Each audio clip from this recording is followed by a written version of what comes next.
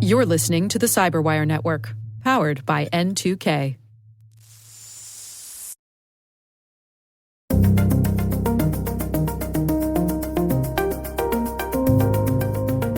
The click in many organizations should not be the defining thing that causes a breach. We should say, what set this person up in a situation where that click happened? And then how can we move in and mitigate and build resilience there for the next time so that they can do better? Hello, everyone, and a warm welcome to the Hacking Humans podcast, brought to you by N2K Cyberwire. Every week, we delve into the world of social engineering scams, phishing plots, and criminal activities that are grabbing headlines and causing harm to organizations all over the world. I'm Dave Bittner, and joining me is Joe Kerrigan from the Johns Hopkins University Information Security Institute. Hey, Joe. Hi, Dave. We got some good stories to share this week, and later in the show, our guests are Dr. Jessica Barker and Perry Carpenter.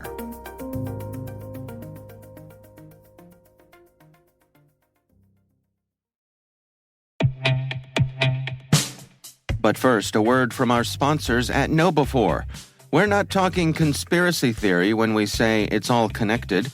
When it comes to InfoSec tools, effective integrations can make or break your security stack. Though not as common, the same should be true for security awareness training. Not only does KnowBe4 deliver the world's largest library of security awareness training, but they also provide a way to integrate the various elements of your existing security stack to help you strengthen your organization's security culture. Stay with us, and in a few minutes, we'll hear from our sponsors at KnowBe4 about how you can integrate security awareness with your tech stack like never before.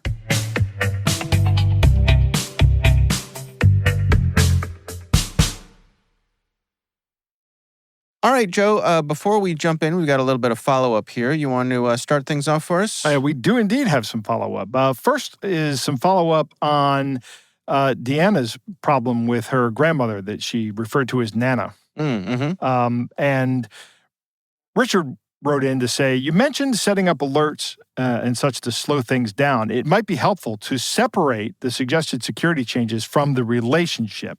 That is to say, just say that there are more and more scams every day. And here are some ways to protect yourself from whatever. And give some concrete examples of something worrisome, like a fake IRS or a fake kidnapping or a scam of that nature. By separating the security measures from the existing relationship, your grandmother may be able to consider the situation without the emotional load and start to wonder about some of the inconsistencies in the story. This is in the scammer story. Mm-hmm. Richard also adds that it would be helpful if she were also listening to Hacking Humans as well. And I can't agree more. Okay. Anytime anybody can shamelessly promote this blog. But Richard did suggest that. Yeah. And, we target this podcast to be the podcast that your grandmother can listen to. Mm-hmm. We do talk about some inside baseball and cybersecurity from time to time. But generally speaking, we're talking about things that everybody can understand. Sure. Yeah, I mean, that's an interesting point to kind of, I guess, sneak in a little bit of the doubt about scams and so forth, with separating it from the proximate anxiety that's going on. That's an interesting idea. It's in a situation as difficult as the one that was described. It couldn't hurt. Yeah. Right? What else we got? Michael writes in with some feedback on episode 288. He said, enjoying your podcast, but listening to your recent episode where you were talking about social engineering to compromise open source projects, I had some thoughts. This is the open source projects that were being compromised by a foreign agent. Right. They were putting large blobs into it. He says, the implication of how you were discussing this was that this is only a problem for open source software. I think this is a bit of a misrepresentation. I can imagine closed source projects are equally vulnerable, particularly to nation-state attackers. Getting someone employed by the company directly or at an outsourcing firm to try to smuggle a backdoor seems plausible. Closed source projects are potentially even less scrutinized and already having lots of blobs to protect the company's software. Blobs are binary large objects is what it's short for. It just means here's a bunch of stuff we're going to use. It could be anything, really. It's just binary data, which essentially all your data on your computer is binary data. Mm-hmm. I'm getting too deep in the weeds. I'm going to stop. Maybe I'm misunderstanding something, but I generally feel that open source is a better guarantee of security than closed source. Michael. All right, so a couple things. Number one, you are 100% correct. And in fact, there was the recent SolarWinds breach that was exactly this. I guess it was like 2 years ago now, right? SolarWinds? Yeah. That was a compromise of software supply chain and cryptographic keys, which was an impressive get, actually.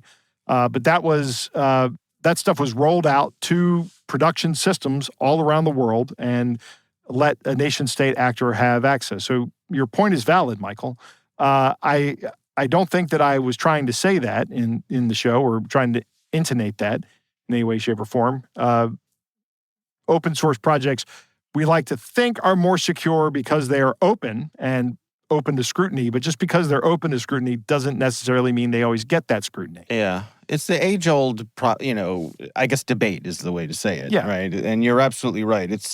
And I think it's tempting to hold up the ideal of open source software versus the reality of open source software. Right. And I think this particular breach that we're talking about here was an example of some of the realities that people don't talk about, which is the exhausted maintainer, who's desperate for someone to come in and try to help. And, it's not like people were knocking on this person's door to say, how can we help you? Right. Or the people that were knocking on the door were malicious actors. Well, the one person who was knocking on the door. Right. Right. So, I think ideally, yes, open source software has a lot of eyes on it. But meanwhile, back in the real world, that doesn't always happen that way. Yeah, so true. You need that vigilance all around. Yeah, I will also say that Michael's point is valid about closed source being insecure for its own reasons. With a closed source product, you're usually talking about a profit-driven product, right? So there's going to be budget and schedule constraints being placed on that all the time. Security can be an afterthought in a lot of those situations. I think it's more of a pick your poison kind of situation. Yeah, at the same time, a closed source thing could be under better protection because there's trade secrets in there, and the company is financially motivated to keep it secret. Yeah. So you're right. There's a lot of different things at play here, but I do think Michael's point is a good one. So thank you for sending that in, Michael. We do appreciate it, and we appreciate hearing from all of you. Even though we don't have the ability to answer all of your questions on air, we do read all of them. You can email us. It's hackinghumans@n2k.com. All right, let's move on to some stories here. And my story comes from the folks over at Forbes. It's an article titled, Security Experts Issue Jenny Green Email Warning for Millions. You got to be careful of Jenny. Who's Jenny? Well, 8675309. That's who Jenny is. Jenny says. Every Gen Xer knows who Jenny is. Right. Knows her phone number anyway. That's right. Yeah, Jenny, and if the early days of the internet, there was Jenny Cam. So there's lots of different Jennys out there. But this is about an email campaign, a massive email campaign that is distributing ransomware, specifically the Lockbit 3.0 ransomware. And this is from some research from the folks at Proofpoint, which is a security company. And they are using a botnet called Forpiex, like Phorpiex, so Forpiex. It sounds like a great spelling of a... Okay, I guess that means something. I don't know. It could be an ancient, god or mystic or something like that. Right. I don't know, but if someone out there knows and send, it could be the ancient, Greek god of comfortable footwear. I don't know, but who knows? But those awesome Greek sandals that all the guys wear. Right. But what they're seeing is the folks who are sending this out are making use of this botnet, which is a botnet that's been around since 2018, so 6 years or so. And they're sending out millions of emails a day, which is a high volume. That is high volume for anything, really. Right. And what's interesting about this is that the ransomware is contained in the email. So that's unusual also. Yeah. Usually it's you are sent somewhere to go get it. Right, because they don't want it to be detected, as part of the email payload. Right. So you get a compressed zip file with an executable that downloads and executes the Lockbit ransomware.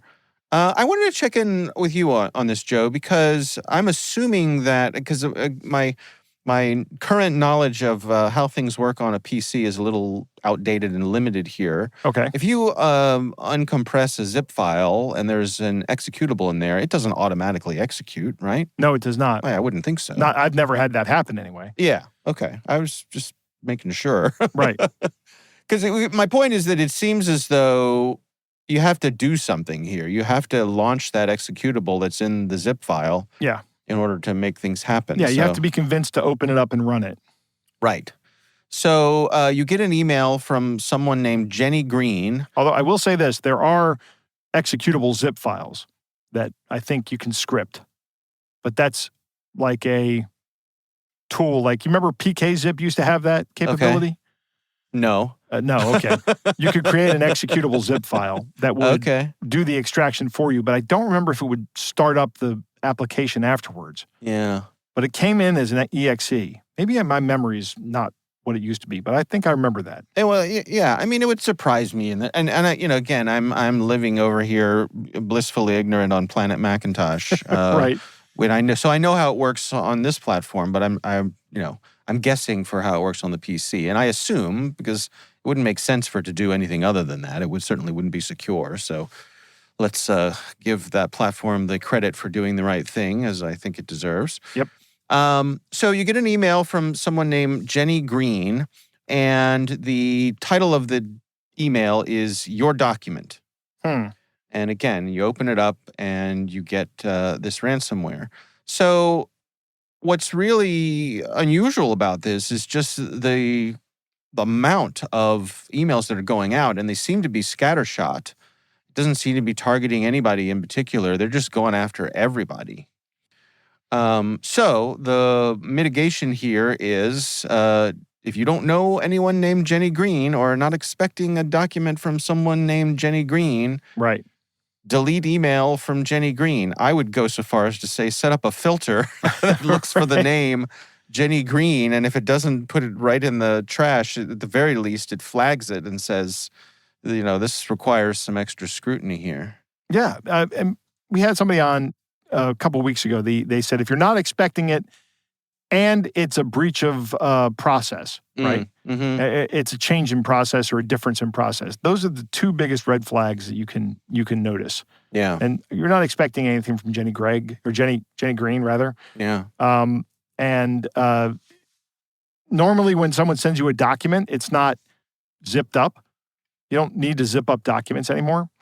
There's enough bandwidth to send uncompressed documents. Right. So, yeah, these would all be these should be two red flags. Even though the second one's kind of a shoehorning of the second use or second red flag, but the fact that you're getting an email from someone you don't know and they have something that is yours, that should all be. Yeah, completely. You should be very suspicious of that. Yeah. Evidently, these all come from jenny@gsd.com. So fire up your filters and quarantine anything from that. Yeah. I don't know how good that's going to be. All they have to do is change the text in the script that generates these things. And yeah, that's true. You can bet they'll start iterating on it, but this is very recent from the past week or so. So, that's where it stands now, but you're right. It's sure to change. All right. Well, we will have a link to that story in the show notes. Joe, what do you have for us? Dave, I connected with a guy on LinkedIn named Paul Raphael. Okay. And Paul posted something on LinkedIn that said he just got fired from Meta before he even started. Okay. So Paul has a long career as an Intel analyst and investigator, and Meta had recruited him, according to this post, to lead their human exploitation investigations. And he says his job was to prevent real-world harm from crimes like sextortion and trafficking. and he was supposed to start earlier this month in May. Okay. But moments after hosting a webinar to combat the surge in sextortion that targets minors, and we've been talking about this for a while now on this show, these tragic cases that usually wind up, they target young men, usually teenage boys, who do things that teenage boys do. Dave, you and I were both teenage boys once. Yes. Sometimes my brother and I will reminisce and remark how amazed we are that we survived some of the things we did. Yeah, that's true. I'm glad I'm not a teenager now. Right. Because these guys get roped into these sextortion schemes, and then they start getting the pressure cooker environment from the scammers, and this has led to over 30 teenagers killing themselves. Mm-hmm. Terrible thing. Right. So he's holding this webinar about this topic, hearing from the parents of these children who, and I like the way Paul puts it, who were killed by this crime. Meta contacted him shortly after the webinar and rescinded the offer of employment. Okay. He is speculating that it's because of the webinar. Why? Probably because he was critical of the platforms. Oh, I see. So he has, he has an email here. He's posted an email in this LinkedIn posting. It says, following up from our phone conversation to confirm your offer of employment at Meta has been rescinded effective immediately. Thank you for your interest. Cheers, Bobby. Okay. So Bobby from Meta was the one that did this. So we have a guy who was hired by Meta to help Meta stop this. He is still involved in trying to stop this crime from happening by informing people and raising awareness of it. Okay. And he has other articles that we're about to go into, one of them here as well, that say here are some things that Meta could be doing right now that it isn't. And Meta presumably Meta sits in on the webinar and says, no, we're not going to hire you after all. Okay. So here's some things that he suggested in another post. We'll put links to both of these posts of Paul's in the show notes. He has a list of 6 things Meta can do today to curb the surge of sextortion on Instagram. Number 1, make teens' followers and following lists always private by default and offer this privacy setting to all users. These criminals can come in and just target kids, and they immediately see everybody they're connected to. Mm-hmm. And we had a story a while ago, our most recent story on this, talked about how these scammers infiltrated the victim's personal network of people that he knew and was blackmailing the victim and saying, here's all the people I'm going to show these pictures I have of you to. Mm-hmm. So he says, make teens' followers and following lists always private, and set that as a default. This is number 2, classify the Yahoo Boys under the dangerous organizations and individuals policy. The Yahoo Boys are the group that are most responsible for this. He says that they're responsible for an 18,000% increase in sextortion targeting minors. Isn't that a group out of Nigeria? It is. They're out of Nigeria. They call themselves Yahoo Boys because they set up throwaway Yahoo email accounts. I see. And that's what they do. Right. Number 3, victims of sextortion on Instagram are astounded by how slowly Meta responds to their reports. This is part and parcel of your big complaint about all these social media companies. Is they're like, we can't do this at scale. Right. And okay. And what do you say about that, Dave? If you can't do it at scale? You shouldn't do that. Right. Number 4, stop allowing these scammers to use the same catfish images and profile pics repeatedly across thousands of profiles. This would be remarkably easy for them to do. Right. This is something that Microsoft has come out with ways of detecting CSAM imaging, even if you change the image a little bit. And they use a photo DNA as the technology. It's a hashing algorithm that hashes to similar values for similar files or identical values for similar files. Right. So it's, Generally speaking, from a cryptographic standpoint, that's not a good feature of a hashing algorithm. But in detecting kinds of images, it's a very good feature of a hashing algorithm. Mm-hmm. These are out there. They could say, we've seen this picture and this picture and this picture and this picture used in these scams. This is a scamming account. We need to do something about this. And they could automate this entire process. Right. It's remarkably simple. And yet they don't. And yet they don't. Yeah. Correct. Number 5, require all accounts with a high-risk geography or IP range to be verified with unique phone numbers and email addresses. This will slow down account creation of the spam accounts or scam accounts. So they're not verifying unique phone numbers or email addresses. Okay. I would think they would verify unique email addresses. That should be almost, I'm not saying this is what it should be, but it should be a primary key to a person. And of course, I'm not advocating using data as key material. So keep your letters at home. But the idea is that you have an indicator of a unique identifier for these people, whether or not they've set up an account before. Right. Don't let them keep creating new accounts. Right. Yeah. If you have thousands of accounts being created from the same IP address, and the same... Using the same email address. Right.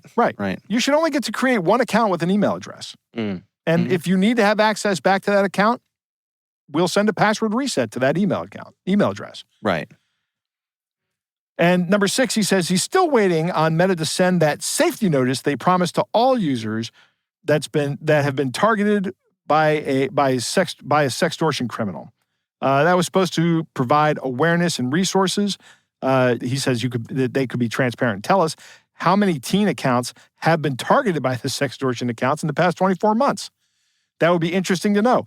Meta knows what's going on here. Right. And they're not doing anything. I think they don't want the scrutiny. Right. I'm sure it's an embarrassingly large number, and they don't want anybody to know.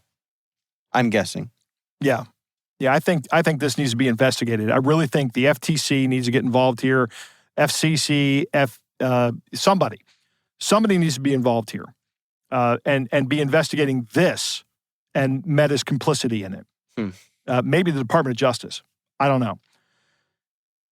If this happens to you, if you're a young man and this happens to you, the best thing to do is just ignore the messages from the scammer and block their account. Okay, that's the best thing to do. Do not send them any money, because if you send them money, they're just going to ask for more money. Mm-hmm. And they're going to keep up the pressuring tactics until you're out of money. And then if they were going to send the material out to your group, which they may have not been willing to spend their time to do, because they have lots of people they're doing this to. If they're not going to get money out of you, it doesn't really benefit them to spend the time to distribute the images they have of you. Right. It benefits them to spend time pressuring some other teenager. Yeah. It seems like, it seems kind of like you're trying to just outrun your buddy with the bear when the bear is chasing you. Right. But don't send them any money, because if they're going to send the information, they're going to do it either for free or after they've charged you thousands of dollars to do it. Mm-hmm. It's best to have that happen for free. Mm-hmm. And do not kill yourself over this. This is not worth it. Like I said to Dave at the beginning of this, like we were talking, we have done really stupid things in our lives. We are very fortunate the internet was not around to capture them. But these things, there are resources out there to make these things go away, to make these images go away. There are, I can't remember the name of the project right now, but there is a Take It Down project that actually has access to these social media platforms to remove these images from these platforms. So they can be cleared out. But this is done by a third-party organization. This isn't done by these social networking platforms. Right. So, by the way, Paul is looking for work. So he did leave his job to take the job at Meta, which they rescinded. I think that's terrible. So if you're looking to hire somebody who's got Intel analyst background, investigation and security strategy, and digital risk analysis and open source intelligence gathering skills, click on the links in the show notes and you'll be taken right to one of Paul's postings and you can see his profile there on LinkedIn. Help me understand the focus in this in what Paul's saying here and on young men. Are we speaking specifically about a scam that's targeting young men and not young women? It is disproportionately targeting young men. Okay. And I don't know, I haven't heard any stories about it targeting young women, but generally speaking, young women, there are differences here, Dave. And one of the differences here is that if some guy starts flirting with a young woman, a 15, 16-year-old girl, and starts, getting amorous with her, that seems to be easier for young women to resist than it is for young men to resist being approached by a young woman.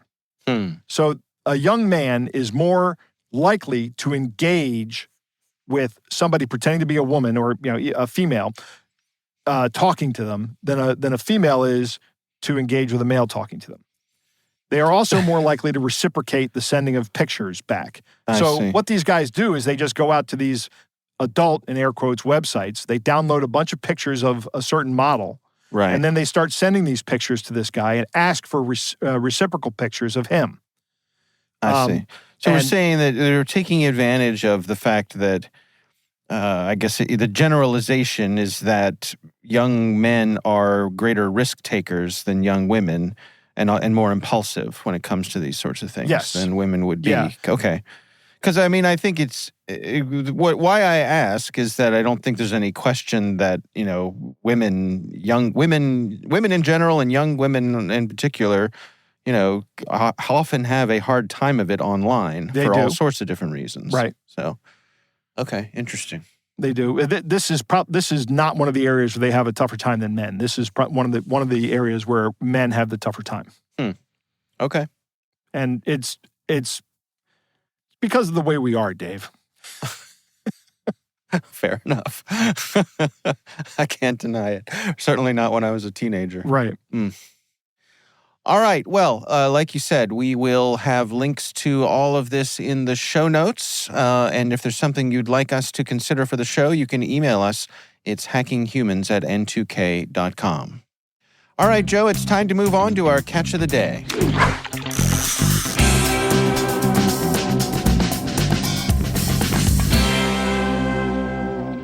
Dave, our catch of the day comes from Gordy, who sent this one in. It was an email message with a PDF attached, and it comes from someone claiming to be Anders Ibrahim. Okay. So you want to read the text of the email? The text says, "Hello there. Your recent purchase has brought us immense joy, and we're deeply grateful for your decision to choose us. Rest assured, we're dedicated to providing top-notch quality and ensuring your satisfaction. Thank you." And then it has a very long random number designator. Looks like a GUID, but I don't know that it is. Okay. I didn't Long string of numbers. Huh? Long string of numbers and letters and dashes and stuff. Well, you want to read, the email begins with, Dear Gordy, and just has Gordy's email address. Okay. It says, "Thank you for choosing us as your preferred service provider. Our mission is to offer uninterrupted security support, empowering your business growth. Contact us at this phone number to report if this transaction was not authorized by you. Note, within the next day or two, you may be certain that your bank's records will contain the specifics of the transaction. To request a cancellation and refund for your yearly subscription, please call the customer service number indicated. Item described, McAfee Advanced, $599.99, auto debit. Please do not reply to this auto." Okay, yeah, so Right. Standard McAfee antivirus renewal scam. Yep. That's right. That's what it is. So if you ever get one of these, just delete it. Do not call the number. That is a scam. They are what happens when you call the number is you get somebody who tries to convince you to put a bunch of software on your computer that gives them control of the computer, and then they will maybe run some kind of bank scam where they allegedly put too much money into your bank account. Right. Yeah. I actually got an email from my father not too long ago about one of these that he was, he He emailed me asking me if he should pay it. And I said, no. No. And I'm glad he asked. Yes. Yes, of course. Right. But, they're everywhere, and it's easy for people to fall for it. And I think that, as we've said, that large number, that, nearly $600 gets people's attention. Right. And the way they frame it, that you're about to be charged $600, which, $600 is not something that most people would be willing to just throw away, as a lesson learned. So, all right. Well, thank you, Gordy, for sending that in. We do appreciate you taking the time.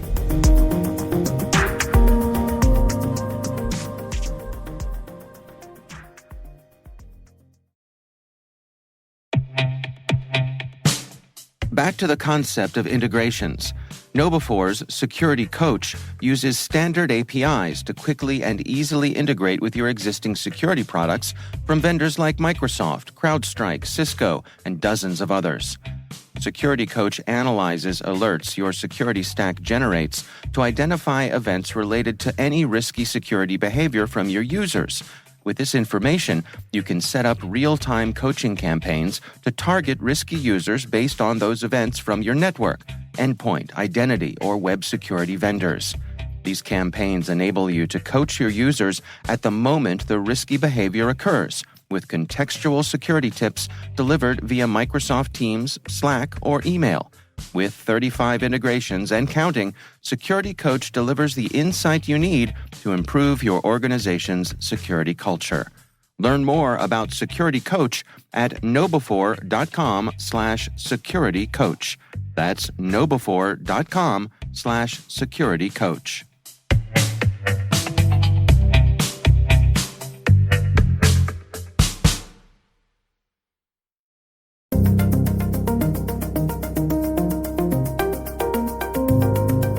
Joe, I recently had the pleasure of speaking with Dr. Jessica Barker. She is the CEO and co-founder of a cybersecurity company called Cygenta. And she is also the author of the book Hacked, The Secrets Behind Cyber Attacks. And also joining us is Perry Carpenter, who is a podcast host here on the N2K network and also works for KnowBe4, our show sponsor. So here's my conversation with Jessica Barker and Perry Carpenter. When I talk about the human side of cybersecurity, I usually say the human side. But in reality, people, of course, are absolutely central to cybersecurity. If we think about every stage of the information or technology lifecycle, from design, development, use, abuse, impact, everything along the way, people, of course, are central at every stage. And what we have seen, unfortunately, for many years is that people are a primary target for cyber criminals looking to compromise organizations, looking to steal information, get access, or steal money. Why it's overlooked? Historically, we have focused so much more on the technology side of things when it comes to cybersecurity. Thankfully, that's changing, and it's been changing for a few years now. If I think back to when I started in the industry 13 years ago, it was much more of a niche focus, particularly in the private sector. There have been academics doing great work on this for a while, but there weren't many boardroom conversations. There weren't many security teams talking about the human side of cybersecurity to the extent that they are now. And I think that's partly because technology is perhaps an easier sell, and it's probably comforting for people to think they could, if only, just buy a piece of technology to try and address some of these challenges we face in cybersecurity. Perry, what are your insights when it comes to that? I think what it comes down to is when you look at the past, several decades of technology, what we keep finding is that people are looking for the quick black box fix that they can just plug in and quote unquote be secure. And technologists and vendors, unfortunately, really kind of play into that in a vicious cycle kind of way, where you go to whatever the conference du jour is, and all the vendors are selling their new whiz-bang thing with blinky lights, and all of the technologists are jumping on whatever the fad is. And the promise is always this can eliminate the human issue in things. And what we found over and over and over again, year after year, decade after decade, is it doesn't, because humans are little chaos animals. And we live in this space where human behavior and action is both predictable but extremely unpredictable. And as soon as you design something to account for a certain type of behavior, somebody either intentionally or accidentally Mr. Magoo's their way through all those defenses, and you end up in this cycle of data breach and incident after incident, to the point where, regardless of the report that you look at year after year after year, between 70 and 90% of data breaches are easily traceable back to some kind of human-related issue. And so my passion for this is to try to raise the awareness of that to, like Jess said, the boardroom level, and to really start to help technologists understand where the shifts need to take place in terms of budget, in terms of energy focus, in terms of mindset shift, and so on, so that we can deal with the fact that, humans are involved at every stage of technology development, implementation, administration, and then the person behind the keyboard that's actually doing the work. I found it helpful for me. I often use the analogy of public health, where you can do everything right. You can wash your hands. You can be careful not to rub your eyes. You can, do proper hygiene in the restroom, all those kinds of things. But every now and then, you're still going to get a cold. Maybe you'll get the flu. And certainly we've all been through, COVID, which I think brought, the public health to our attention in a great way. Do you think that that's a useful analogy, that this notion that despite all of your efforts, you have to be prepared for the fact that every now and then something's going to get through? Jess, what do you make of that? Absolutely. It's about mitigating. So how can we mitigate the risk? And the analogy, I think, works very well. There's lots of steps we can take to keep ourselves healthy, but then also knowing what to do if something comes along. There is never, unfortunately, 100% security. We do what we can to make sure we are as protected, as safe as possible. And then it's about understanding actually what to do if something does go wrong. So, for example, if you're in an organization, making sure people know what to do if they receive a suspected phishing email or call or message or whatever it might be is really important. You can try and tell people to look out for phishing emails. You can try and tell them not to click on the link, but you really also need to tell them what to do if it happens, if it gets through, if they do click a link, if they are worried that they gave away information in a phone call. So taking that proportionate response, being prepared as well as trying to be protected is really important.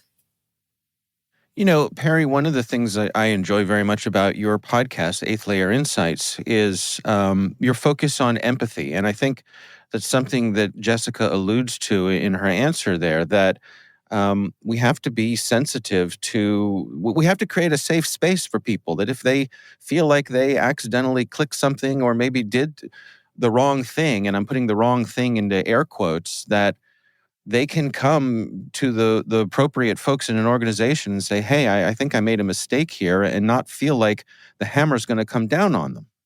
Yeah, absolutely. So what I always tell people is in your security program, and when you're doing security awareness, behavior, culture, and whatever people are talking about this discipline becoming, one of the foundational things that you have to realize is that at all times you are either building, maintaining, or eroding / destroying the relationship with your people.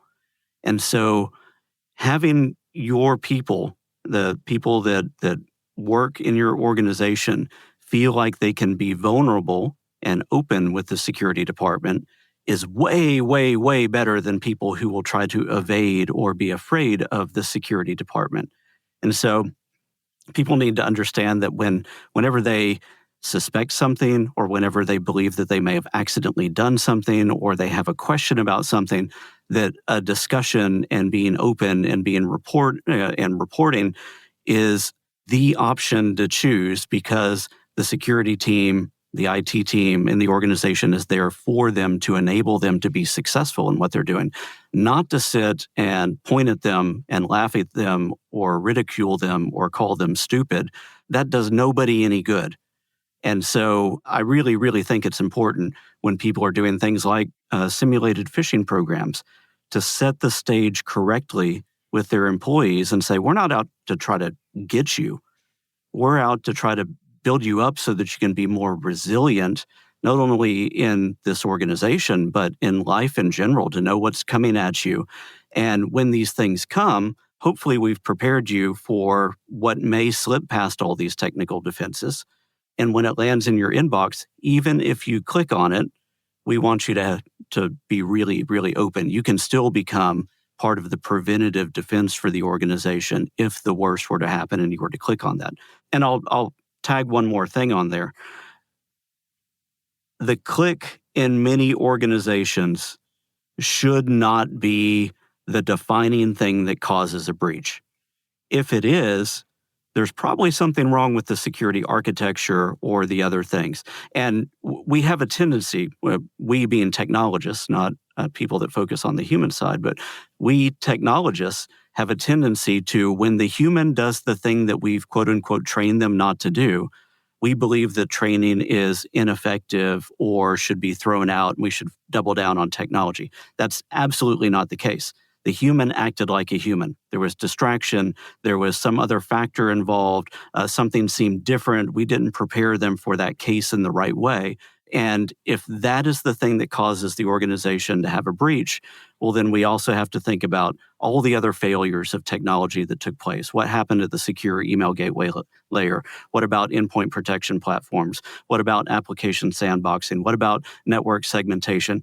If those things were in place and they failed, nobody says we're going to throw out our email gateway. Nobody says they're going to throw out their endpoint protection or do other things when those things fail. What they do is they double down and they get to root cause on why they failed. And we should do the same when it comes to the human side of things. We should say, what set this person up in a situation where that click happened? And then how can we move in and mitigate and build resilience there for the next time so that they can do better? Yeah, it's a really interesting point, and it kind of reminds me of, highways have guardrails.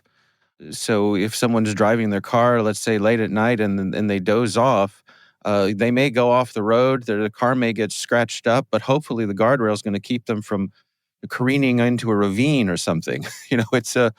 It's not a perfect solution, but it's a mitigating factor. And we regularly put those mitigating factors in all sorts of areas of our lives. Absolutely. And I just think we're, as a discipline, we, and I include myself in the technologists, we with that, we really, really just want the quick fix. And whenever the quick fix doesn't work, in many organizations, it becomes an internal politics issue. Why didn't that thing work? And so now it becomes a political football that people play, pass around, rather than really doing the hard work, the grinding work, dealing with what root cause really is. And that spans all aspects of technology, which is why you end up with vendor replacements and everything else so often, rather than dealing with some of the implementation issues. It becomes way easier just to blame the vendor. And so we see the blame game becoming something that happens fairly universally, both inside and outside of technology. And to your point, Dave, of the guardrails, someone driving along a highway, they get tired, they drift off, maybe they, move off the highway, there's an accident. we can think about this in terms of security. What makes somebody so tired? What is it that's led to that situation where they're in a position where they're going to be so tired and that they drive off the road? They're so overworked. They have so much of a burden. They are stressed. They're distracted. The culture in the organization maybe is pushing them to focus on productivity, say, over security. We can think about all of those systemic factors. And if there's an incident, really importantly, looking at what went wrong rather than who we can blame. So it's this approach that is more of a just culture and looking more at psychological safety. So to Perry's earlier point, people feel comfortable coming to the security team with a question, with a concern when there may have been an incident. Jessica, the title of your book is Confident Cybersecurity, which I will point out for our readers. Last fall came out in paperback, so you should definitely check that out. But the choice of that title, Confident Cybersecurity, I think is very important and very telling. I don't, to our earlier point about technology versus the human side, I don't look at my computer or my mobile device and say, oh, my iPhone is sure looking confident today. That's a uniquely human term. Absolutely. Confidence comes from us feeling capable. And feeling capable partly comes from practice, from being able to practice the thing that we want to feel more confident in. I think of confidence as like a muscle. It's something that can be grown, can be developed. It's something we don't often talk about in terms of cybersecurity, or we haven't historically. But self-efficacy, someone feeling confident, someone feeling capable and able to practice the cybersecurity behaviors we recommend. Self-efficacy is and has been shown by all the research to be the most important factor in any cybersecurity interventions that are looking to change behavior in a positive way. So it's far more important, for example, when we're talking about a threat, to raise people's self-efficacy rather than to focus very heavily on the danger. So of course, we want to communicate the threat. We want to talk about the reality of cybercrime, but we really need to follow that up by focusing on what people can do to protect themselves from that, the actions that they can take. So I have long had a rule: if I am delivering an awareness raising session, creating content for clients, I won't talk about a threat unless we can also communicate what the organization is doing and what we want people to do to protect themselves. And that was very much the approach I took with Confident Cybersecurity, with my latest book out in April 2024, Hacked: The Secrets Behind Cyber Attacks. Again, I'm digging into the different threats in each chapter, but I'm ending each chapter and I'm ending the book itself with a look at what people can do to protect themselves and really making that as accessible and as actionable as possible. Before we wrap up, I'd love to get each of your takes on this idea of protecting our family members. I think for a lot of folks in our audience here, we are the one who takes responsibility for perhaps elderly parents or siblings or friends. Those folks we may have above average knowledge of these things, and so they turn to us for advice or guidance on how to protect themselves online. I would love to just a little bit of advice from each of you, maybe some tips and tricks, some ways to approach this. Perry, why don't I start with you? Yeah, so I think one of the best things is to really have a great attitude about it. One of the things that I realized about myself is I suffer greatly from the curse of knowledge. And so I've been steeped in several different disciplines for so long that even sometimes the vernacular that I use to explain something can seem over somebody's head to the point that it sometimes feels demeaning to them. And so I really need to understand who I'm speaking to. Like the point we made before about empathy, try to approach the world from their point of view for a little bit, understand the things, the analogies or the points that I can make so that I'm not being fear-mongering or I'm not being overly technocentric. And then the thing that I want them to do at the end of that time is to feel empowered and knowledgeable enough to do the rest of their life that they want to do. I don't want to make them an expert in password managers. I want to make them an expert in how to download, install, and correctly use the thing that's there. And that tool that I'm teaching them how to use or encouraging them to use serves a greater purpose. And that's allowing them to do all the other things that they want to do in the easiest, most transparent way possible so that they can just get on with their life. And so that's the biggest thing that I try to do is understand where somebody is and then make sure that I'm approaching the things that I'm trying to help them accomplish in a way that is really as consumable as possible by them or as relatable as possible. Jessica, how about you? Absolutely. I think Perry has summed that up so well, talking about how we can empower people, how we can use empathy. And I really related to what he said about the curse of knowledge. Every year extra that I spend in this industry, I feel like I feel the burden of the curse of knowledge more, and I have to work to overcome that. So I listen to the words that people use. If I'm talking to family members, friends, people in the community about cybersecurity, I listen to the words that they use, how they describe their interactions with technology, and also asking questions, really actively listening. So if someone tells me they're using terrible passwords, rather than reacting with horror, which obviously would be negative to my relationship and to how they feel about me and how comfortable they feel, they would feel judged if I reacted with horror. Instead, it's asking why. Well, trying to really understand that to then be able to solve the root cause of that problem.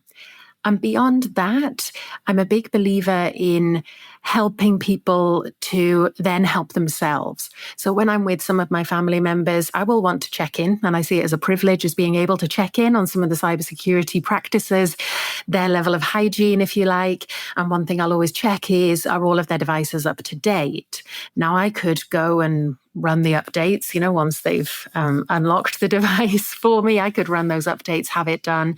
But instead, I'm going to want to make sure I'm helping them to do it. I may be guiding them, I'm maybe showing them where they need to go, but they're the ones who are going through and practicing that behavior so that when I'm not there, they're more likely to remember the steps that they took and to do that in future rather than relying on the next time I go, me doing it for them. Can I throw one more thing in there just in case it's helpful? One of the problems that I've realized with my language is not cursing. Is my language is that when somebody asks me something, I'll say, well, you just do this. And I never realized how off-putting saying just, blank something can be because it assumes that, well, that person may be stupid or something. That's the way they can take it. Maybe it's the way that I say it. I don't know. But kind of in that same line, when I released my first book and I was obsessed with like the Amazon ratings and all that and was looking it up, one of the things that really frustrated me is in these categories around security and so on, often one of the things that turns up at number one within all these security categories is like password journals. And that really, really freaked me out. I was like, okay, I've got my book and I'm, would encourage people to use things like password managers and all that. And I really, really looked down on password journals. It was like, that is the stupidest thing ever. And I posted on LinkedIn about it and somebody called me out in the best way possible. And they said, for somebody that's elderly and doesn't necessarily have a lot of tech savvy, that can be the easiest and most secure thing that they do. And when you think about it from a risk perspective, at least if they're doing it right, they're cataloging everything, and they've got hopefully got different passwords for all those different things that they're cataloging in it. And it's not just out there on the internet, and it's not in the notes app on their phone. It's air gapped, yeah. So from a risk management perspective, that's better than a lot of options. And I really, really thank that person every day for calling me out on that, because that mindset shift for me, and rather than demeaning somebody that was doing that, understanding the use case that brought them there is important. Would I rather them use a password manager? Yeah. But that also means that we have to figure out how do we move somebody from that state of mind practice and their behavior patterns to something that may be more secure. But that's, that becomes the game at that point. That's such a great example from Perry. For me, it touches on the fact that in security, we can sometimes repeat or fall into the same kind of group thinking without going back and looking and really analyzing the issue. So many of us, myself included, I used to say that password books, password journals were a bad idea. You should never write passwords down because that's what everybody says. Never write passwords down. And then I also switched. I really flipped that advice many years ago when I realized the likelihood of someone breaking into your home and stealing your book of passwords is far lower than someone across the internet breaking weak passwords that are being reused. If someone doesn't want to use a password manager, of course, the cognitive load is way too much to be able to use unique, complicated passwords for the hundreds of accounts we all have. So now my advice is if you really don't want to use a password manager, then if you trust everybody you live with, which is obviously crucial in this, it's better to write them down and to keep it safely. And if someone breaks into your home and steals your password book, you're probably going to know about it. Where if someone's breaking into your accounts, compromising your passwords, that can take longer to identify.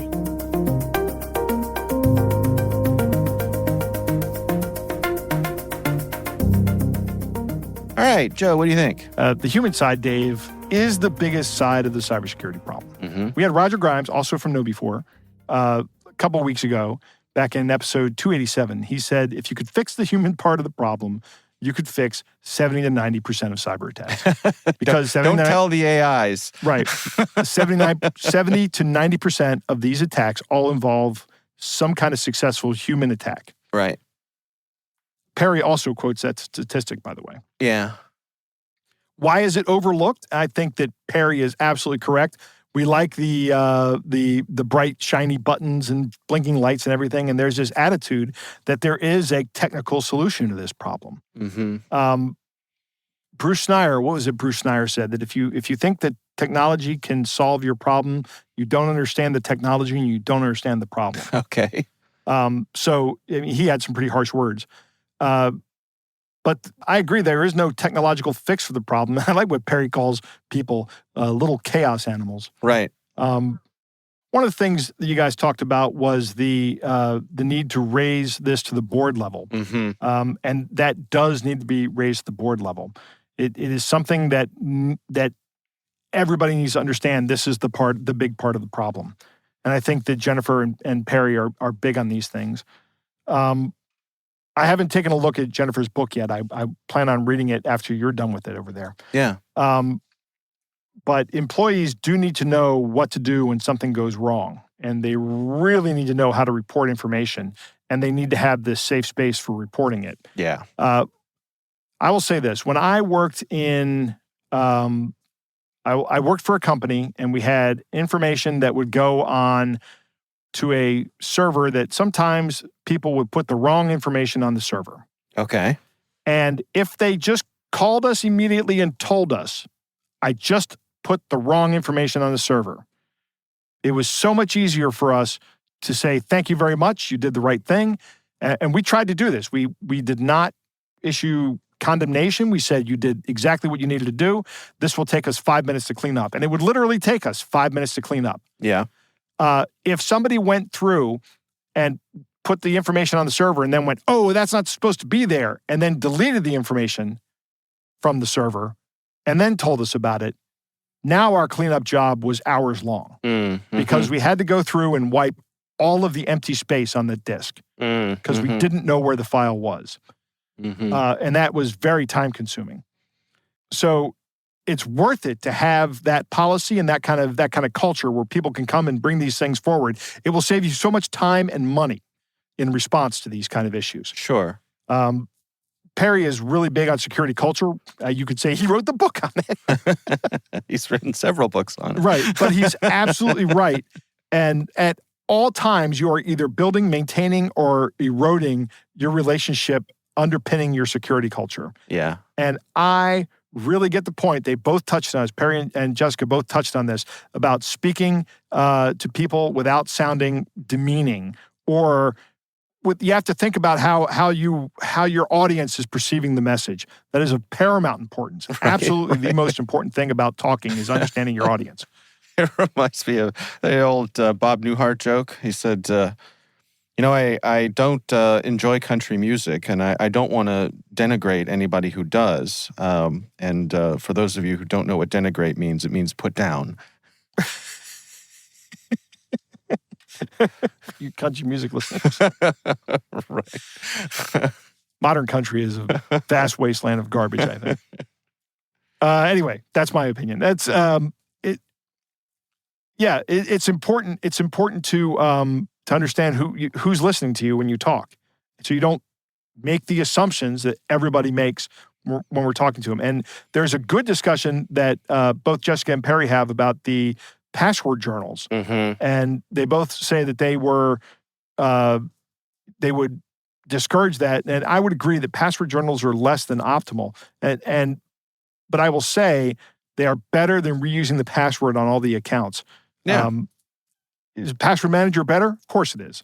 But a handwritten journal is way better than password reuse. Right. This is like, I liken this to the SMS multi-factor authentication that verifies that you're in custody of your phone. Yeah. Right?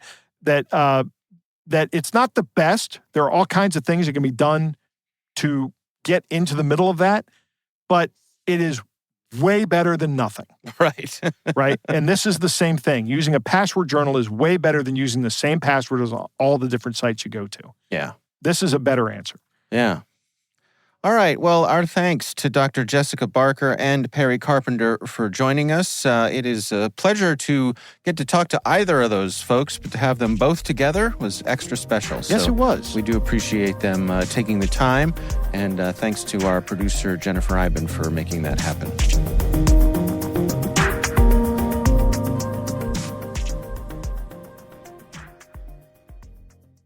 We want to thank all of you for listening, and of course, we want to thank our sponsors at KnowBe4. They are experts at enabling a fully integrated approach to security awareness training.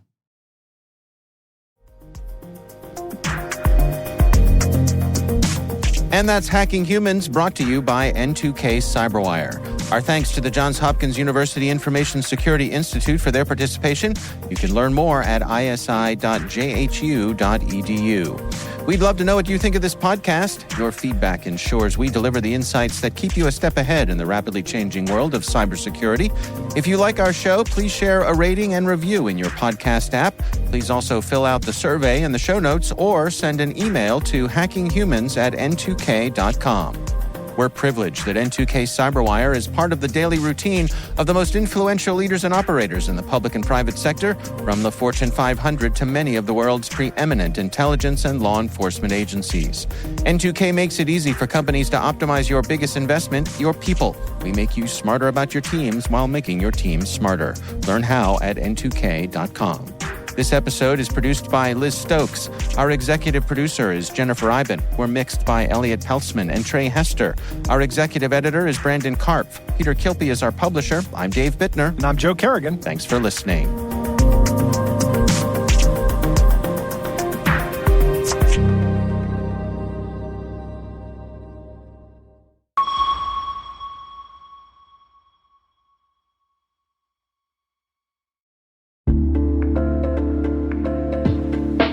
Hey all, Rick here. At N2K Cyberwire, we're dedicated to continuously improving the quality of the news and commentary on our network. That's why we're inviting you to participate in our 2024 audience survey. It only takes a few minutes, and your feedback is invaluable. Plus, you'll have the chance to win a $100 Amazon gift card as a thank you for your time. Head on over to cyberwire.com/survey. That's cyberwire.com/survey to share your feedback now.